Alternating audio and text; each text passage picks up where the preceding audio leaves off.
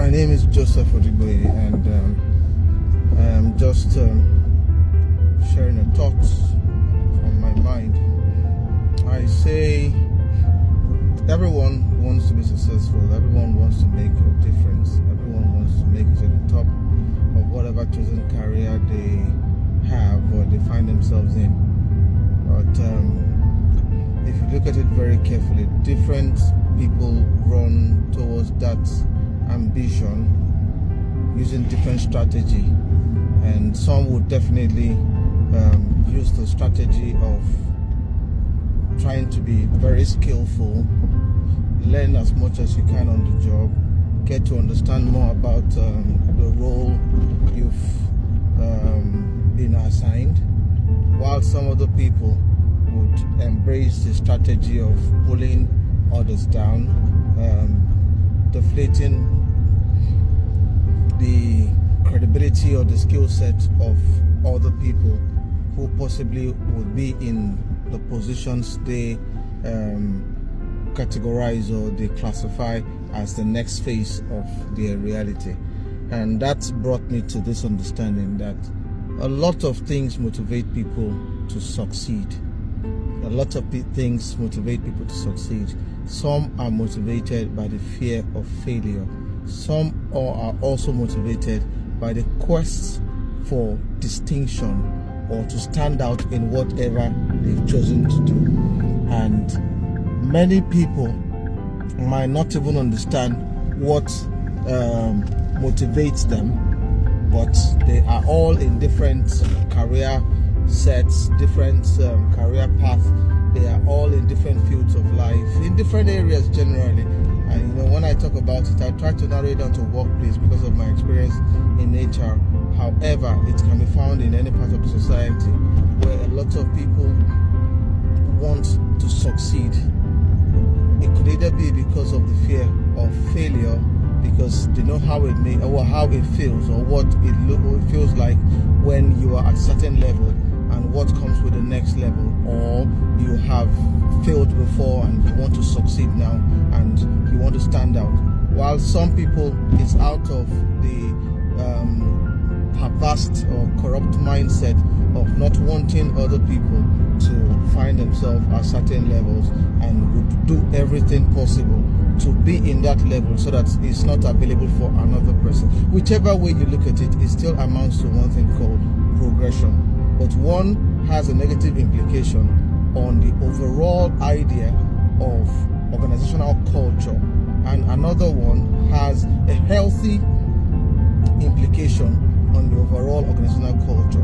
Now, if it is a positive competition, or you're self-motivated, or your ambitions are purely stemming out of experience, wanting to stand out, wanting to just be exceptional, or not wanting or wanting to beat your own personal record, then that would actually be the kind of motivation that I would call or competition I would refer to as positive competition. Because in the workplace now, you would have everybody putting in their best, not in comparison with the other person, but as the best they have to offer.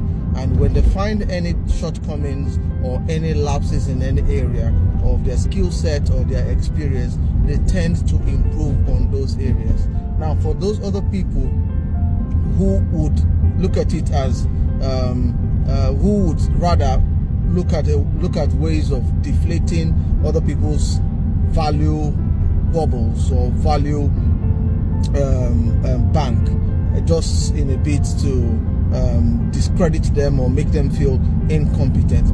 Those people eventually introduce into the work environment toxicity, and they also kill the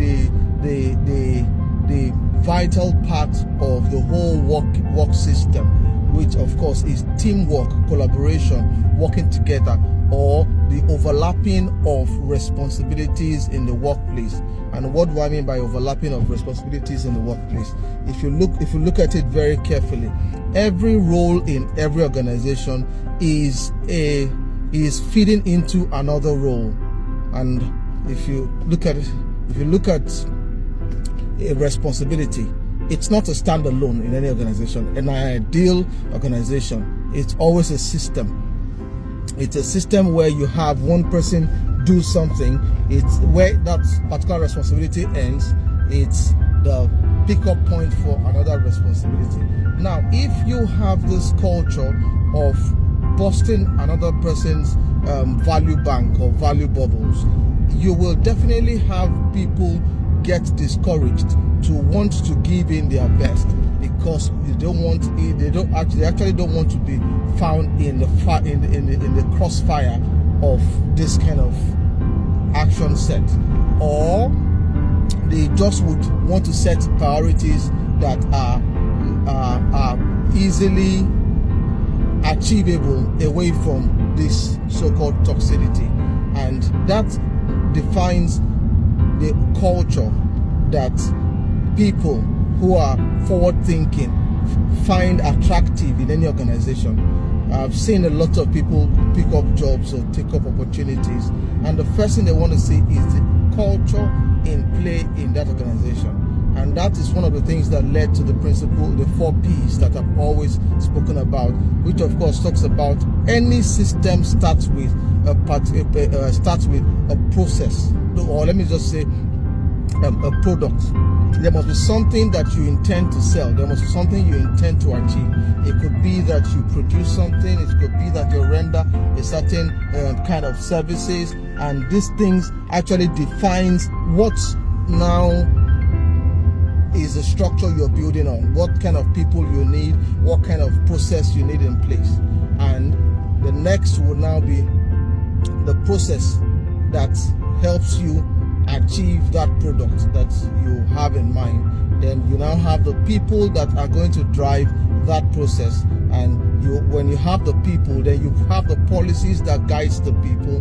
Then maybe the 5th one will now be the politics and the rules of interaction.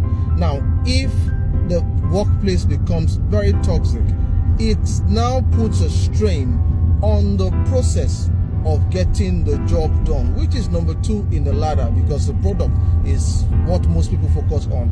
You see many managers focus on having a very wonderful product. They just want to be seen as very good, forgetting that while you're trying to stand out as a very good product, you need the people to drive the process to give out the product.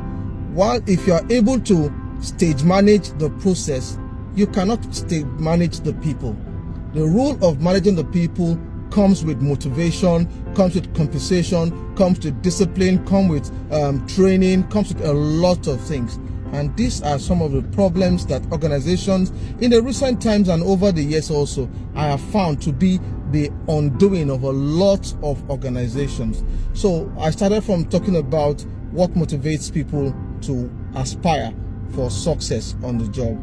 And one would either be fear of failure, you don't want to fail again, or you just want to become a better version of yourself.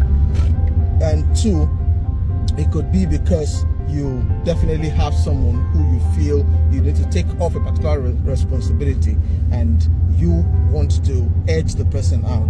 And if it's the first one, that's called a positive competition. It's very good and healthy. It also projects development of the organization.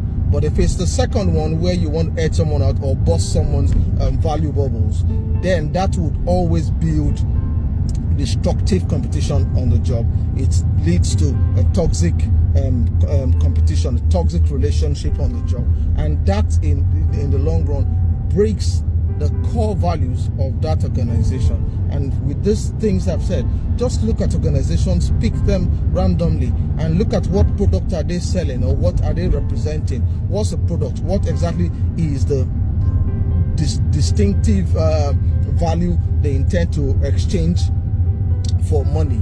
And you look at the process they put in place to get that distinctive value in the public domain. Then who are the people that they are managing or having to engage to have this products accepted in the public domain? Then what are the policies that helps run this system Then finally, look at what is the politics of interaction, which of course is the rule of engagement, which is what I am talking about. So if managers or organizations would encourage a healthy work environment and a work culture and a positive competition, a positively impacting competitive environment in any organization where you have people self-motivating or motivated in a healthy way, the organization stands to always not just impact the public who are the beneficiary of the products that they are exchanging for whatever kind of reward it is. They also stand to develop the employee, and over the years, 4 years, 5 years, 10 years, 20 years down the line, you would have the employee being proud to be identified with such organization, and that is the place to be, and that is the ideal strategy for managing employee. And for the employees, it is best you're self-motivated and let the success that you crave for be driven out of your personal values, your desire for succeeding, your experience, and a better version of yourself, not because you need to take someone off a particular responsibility so that you can showcase, or maybe showcasing yourself as a better version so that you can edge someone out. Because in the end, it's just a learning process. It's an organization, it's a system, it's an institution, and it always impacts the bigger picture. And just one of the examples I would always give: you turn off an electric fan, you would definitely still see the fan. When the switch is off and the electric supply is cut off, the fan will still keep rolling. It won't stop that very minute. It will take a while. The blades would start reducing in speed until it comes to a final halt. The same thing applies to a car. You turn off the ignition, you take it off the gear transmission or the gear system, and you would see the car will still roll for a bit until when it comes to a final halt, except you actually applied the brake. And that is the principle. So with these things, this is just me sharing my idea and understanding how the system of managing people and organizational culture, how it impacts not just on the people who are the beneficiary of the product, but also the people who are found in the organization as the drivers of the process. Organizational employee motivation is key, in my opinion, to the success of a business. While the definition of the process flow for the business is not bargainable, you can't actually take that off the table. It's also very, very, very key for the employee, who are the tools with which the process is being actualized, to be motivated to sustain the business. And it gives managers less work to do once that motivation is there. Thank you. Peace.